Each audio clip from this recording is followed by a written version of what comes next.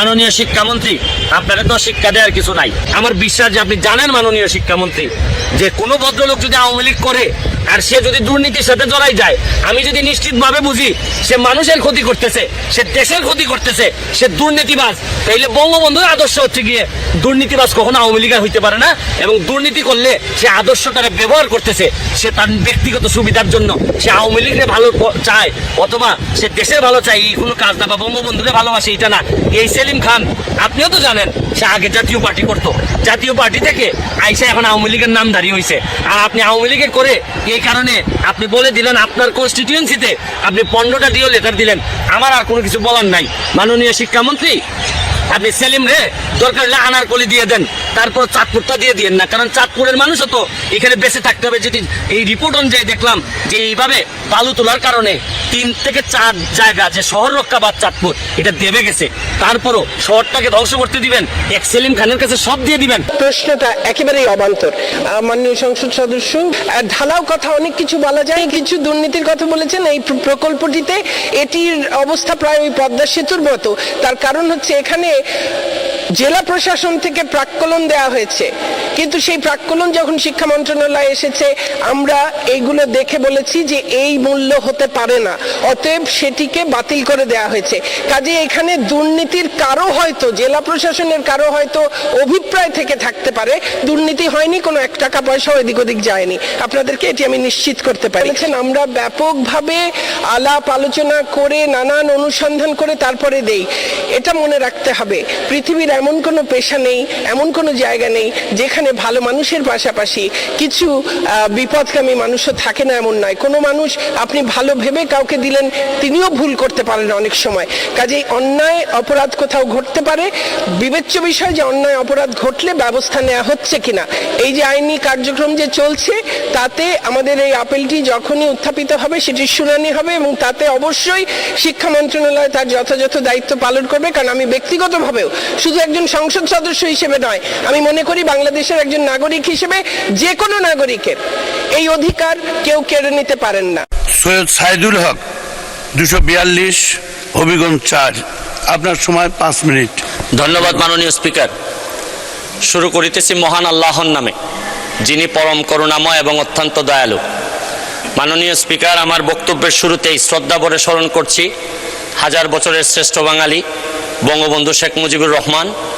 আমি শ্রদ্ধা ভরে স্মরণ করছি জাতীয় 4 নেতা এবং আমাদের মহান মুক্তিযুদ্ধে যারা শহীদ হয়েছিলেন তাদেরকে স্মরণ করার মধ্য দিয়ে আমি আমার বক্তব্য শুরু করছি। মাননীয় স্পিকার, মাননীয় স্পিকার, আমরা মহান সংসদের কথা বলি, মহান সংসদে সব সময় মহান কাজ হয় না। মাননীয় স্পিকার, আমি মহান সংসদে এসে প্রথমেই আমার যে জিনিসটা নিয়ে খুব কষ্ট হয়েছিল মাননীয় স্পিকার, আজকের প্রথম আলোর রিপোর্ট অনুযায়ী দেখলাম মাননীয় শিক্ষামন্ত্রী, আপনি আপনার এলাকার সেলিম চেয়ারম্যান, যাকে কিছুদিন আগে আপনি বলেছেন যে সেলিম খানের সাথে আপনার শুধু নর্মাল সম্পর্ক আছে, রাজনৈতিক সম্পর্ক, যে সরকারের প্রায় এই 20 গুণ জায়গার দাম বাড়িয়ে সরকারের কাছ থেকে, এই যে আপনাদের যে ইউনিভার্সিটি করার জন্য সরকারের কাছ থেকে দাম বাড়ায় প্রায় 300-400 কোটি টাকা মেরে দেওয়ার একটা মানে চান্সে সে ছিল, যাই প্রশাসনের কারণে সে এখন পর্যন্ত এটা কাজটা করতে পারে নাই।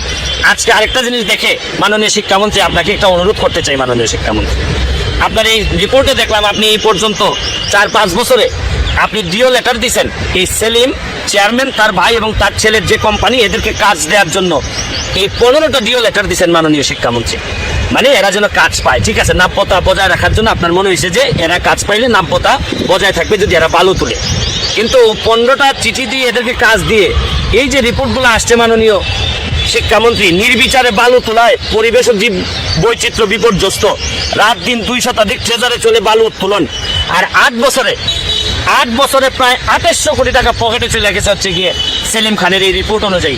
এবং যেভাবে এই বালু তোলার যে সুবিধাটা, এটা হচ্ছে গিয়ে নির্বিচারে বালু তুলবেন, আর সেলিম খান তো এত উপরে চলে গেছে, আমি তো ভাবছিলাম যে সেলিম খান ছোট্ট চেয়ারম্যান আপনার এলাকার, কিন্তু আপনার বদান্যতায় বা আপনার এই ছায়া থেকে এই সেলিম যে বহুদূর চলে গেছে, 2800 কোটি টাকা যদি তার পকেটে গিয়ে থাকে বালুর মারফতি, তাহলে এখন আমি আপনারা যে অনুরোধ করব যে সেলিম সাহেব একটা জিনিস বলেন যে হে সেলিম, তোমারে 15টা দিও দিছি, এখন আপাতত একটা রিকোয়েস্ট করতেছি সেলিম, একটা দিও লেটার দিয়ে রিকোয়েস্ট করতেছি যে তুমি বালু নিছো এখন চাঁদপুরটারে নিয়ে যাও না। চাঁদপুরটারে তো ধ্বংসের দিকে নিয়ে যাচ্ছেন এই সেলিম খান এবং সেলিম খানের পরিবাররা।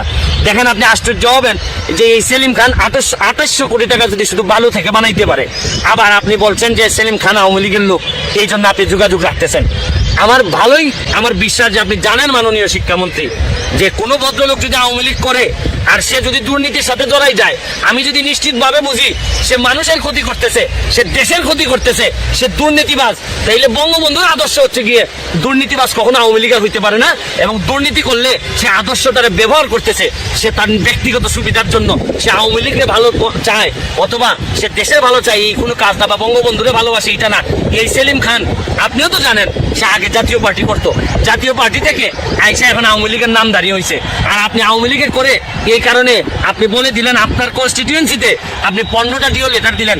আমার আর কোনো কিছু বলার নাই মাননীয় শিক্ষামন্ত্রী, আপনি সেলিম রে দরকার হলে আনারকলি দিয়ে দেন, তারপর চাঁদপুরটা দিয়ে দিয়েন না, কারণ চাঁদপুরের মানুষও তো এখানে বেঁচে থাকতে হবে। যদি এই রিপোর্ট অনুযায়ী দেখলাম যে এইভাবে বালু তোলার কারণে 3 থেকে 4 জায়গা যে শহর রক্ষাবাদ চাঁদপুর এটা দেবে গেছে, তারপরও শহরটাকে ধ্বংস করতে দিবেন, এক সেলিম খানের কাছে সব দিয়ে দিবেন।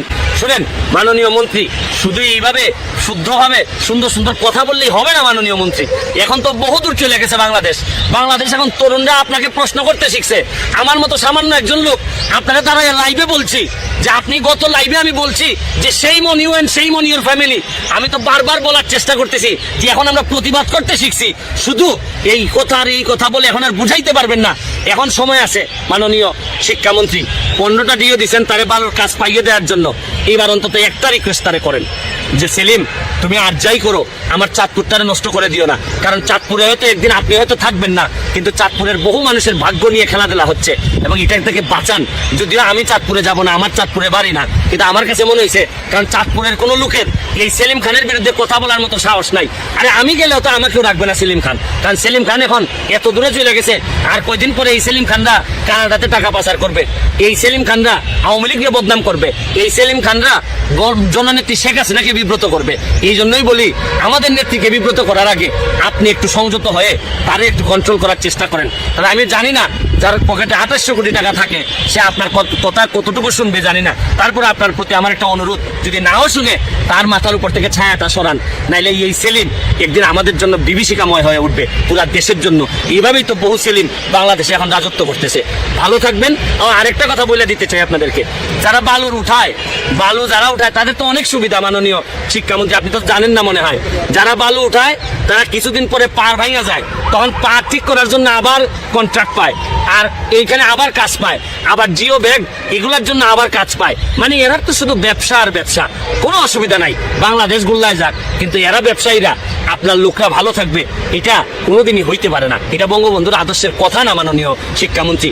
এইরকম শিক্ষা আপনি বাংলাদেশে দিয়েন না, দিলে বাংলাদেশে আর কিছু থাকবে না, কোনো লোক থাকবে না, কোনো মানুষ থাকবে না যাকে নিয়ে আমরা বলবো যে আমরা সোনার বাংলা বানাইতে চাই বঙ্গবন্ধু। ভালো থাকেন, সুস্থ থাকেন। ধন্যবাদ মাননীয় স্পিকার। আসলে দীর্ঘ আলোচনা হচ্ছে, আমার হয়তো বলার সময়টা সংক্ষিপ্ত, সেই কারণে সকলের হয়তো সব প্রশ্নের আলাদাভাবে উত্তর দেওয়া সম্ভব হবে না, কিন্তু মোদ্দা কথা আমরা এতক্ষণের আলোচনায় যে মাননীয় সংসদ সদস্যরা যে বিষয়গুলো উত্থাপন করেছেন সেগুলোকে খুব সংক্ষেপে বলবার চেষ্টা করব। কিছু দুর্নীতির কথা বলেছেন এই প্রকল্পটিতে, এটির অবস্থা প্রায় ওই পদ্মা সেতুর মতো। তার কারণ হচ্ছে এখানে জেলা প্রশাসন থেকে প্রাক্কলন দেওয়া হয়েছে, কিন্তু সেই প্রাক্কলন যখন শিক্ষা মন্ত্রণালয়ে এসেছে আমরা এইগুলো দেখে বলেছি যে এই মূল্য হতে পারে না, অতএব সেটিকে বাতিল করে দেওয়া হয়েছে। কাজে এখানে দুর্নীতির কারো হয়তো জেলা প্রশাসনের কারো হয়তো অভিপ্রায় থেকে থাকতে পারে, দুর্নীতি হয়নি, কোনো 1 টাকা পয়সা এদিক ওদিক যায়নি, আপনাদেরকে এটি আমি নিশ্চিত করতে পারি। 2-1টি ব্যতিক্রম তো যে কোনো সময় হতেই পারে যে কোনো কিছুতে, সেই সমস্যাগুলো সমাধানের জন্য আমরা কাজ করছি। মাননীয় প্রধানমন্ত্রী তিনি অনেক আগে বলেছিলেন যে মনোরোগ বিশেষজ্ঞ বিশেষজ্ঞ বা মনোবিশেষজ্ঞ তাদেরকে এই কাজে যুক্ত করবেন। আমরা প্রক্রিয়া শুরু করেছেন, আমরা ব্যাপকভাবে আলাপ আলোচনা করে নানান অনুসন্ধান করে তারপরে দেই। এটা মনে রাখতে হবে, পৃথিবীর এমন কোনো পেশা নেই, এমন কোনো জায়গা নেই যেখানে ভালো মানুষের পাশাপাশি কিছু বিপদকামী মানুষও থাকে না, এমন নয়। কোনো মানুষ আপনি ভালো ভেবে কাউকে দিলেন, তিনিও ভুল করতে পারেন অনেক সময়। কাজেই অন্যায় অপরাধ কোথাও ঘটতে পারে, বিবেচ্য বিষয় যে অন্যায় অপরাধ ঘটলে ব্যবস্থা নেওয়া হচ্ছে কিনা, এবং যেখানেই এই ধরনের কোনো সমস্যা আছে সেগুলো সাথে সাথেই আমরা তদন্ত করছি, এবং তদন্ত করে আমরা অবশ্যই ব্যবস্থা গ্রহণ করব। কোথাও কোথাও ইতোমধ্যেই ব্যবস্থা গ্রহণ করা হয়েছে। শিক্ষার মানের কথা বলেছেন, আমরা বিশেষ করে বিশ্ববিদ্যালয়গুলোতে ইন্ডাস্ট্রি একাডেমিয়া লিঙ্কেজের কথা আমি এর আগেও এখানে বহুবার বলেছি। আমরা তার মাধ্যমে এই সফট স্কিলস দেওয়ার মাধ্যমে সেই কাজগুলো আমরা করছি। ইনশাল্লাহ আমাদের দেশের বিশ্ববিদ্যালয়গুলো বিশ্ব র্যাঙ্কিংয়ে না যাওয়ার অনেকগুলো কারণ রয়েছে, আজকে সময় সংক্ষিপ্ত আমি বলতে পারবো না, তবে আমরা সেই উদ্যোগগুলোও নিচ্ছি যেন এরপরে বিশ্ব র্যাঙ্কিংয়ে আমাদের বিশ্ববিদ্যালয়গুলো বিবেচিত হয়। আর আমাদের একজন মাননীয় সদস্য বলেছেন যে অনার্স শিক্ষা যেন বন্ধ করে না দিই। হুট করে অনার্স শিক্ষা বন্ধ করে দেওয়ার বিষয় নয়, যত্রতত্র যে কোনো মানে অনার্স মাস্টার্স পড়ানো, সেটির মাধ্যমে সনদধারী বেকার তৈরি করা, এটি জাতীয় উন্নয়ন পরিকল্পনার পরিপন্থী। অতএব যেভাবে বঙ্গবন্ধু বলেছিলেন আমাদেরকে কারিগরি শিক্ষার দিকে মন দাও, সেই দিকটি যেমন আমরা দেখছি, তার পাশাপাশি যে সকল কলেজে অনার্স মাস্টার্স করানো হয় কিন্তু মানসম্মত শিক্ষক বা অন্যান্য অবকাঠামো বা কিছু নাই, সেই সব জায়গায় অনার্স বন্ধ করে দিয়ে, অনার্স মাস্টার্স বন্ধ করে দিয়ে তারা বিএ পাস করবেন, বিকম বিএসসি পাস করবেন, তার পাশাপাশি বিভিন্ন ধরনের শর্ট কোর্সেস করবেন। তো এই ব্যবস্থাগুলো আমরা করছি। আর আমি সময় সংক্ষিপ্ততার জন্য আরো কিছু হয়তো বলতে পারতাম, এখন বলতে পারলাম না। আপনাদের সকলের কাছে আপনাদের মাননীয় সদস্যরা তারা বিভিন্ন ধরনের প্রস্তাবনা দিয়েছেন, নানান ধরনের মতামত দিয়েছেন। আমাদের পক্ষে, শিক্ষা মন্ত্রণালয়ের পক্ষে সকল সংসদ সদস্যের নিজ নিজ এলাকায় শিক্ষা প্রতিষ্ঠান উন্নয়ন সহ নানান কাজে যেখানে যতটুকু সহযোগিতা প্রয়োজন আমরা আন্তরিকতার সঙ্গে সেই চেষ্টা চালিয়ে যাচ্ছি। মাননীয় প্রধানমন্ত্রী আমাদেরকে এই কারণে যথেষ্ট পরিমাণ বরাদ্দও দিচ্ছেন। তারপরেও অবকাঠামো উন্নয়নে আরো কিছু হয়তো বরাদ্দের প্রয়োজন হবে। এই যে আইনি কার্যক্রম যে চলছে, তাতে আমাদের এই আপিলটি যখনই উত্থাপিত হবে সেটির শুনানি হবে, এবং তাতে অবশ্যই শিক্ষা মন্ত্রণালয় তার যথাযথ দায়িত্ব পালন করবে। কারণ আমি ব্যক্তিগতভাবেও শুধু একজন সংসদ সদস্য হিসেবে নয়, আমি মনে করি বাংলাদেশের একজন নাগরিক হিসেবে যে কোনো নাগরিকের এই অধিকার কেউ কেড়ে নিতে পারেন না। আপনাদের সকলকে অনেক ধন্যবাদ। আমি এর কোনোটি গ্রহণ করতে পারছি না। সকলকে ধন্যবাদ জানিয়ে মাননীয় স্পিকার, আপনাকে ধন্যবাদ, আপনি আমাকে বক্তব্য রাখার সুযোগ দিয়েছেন।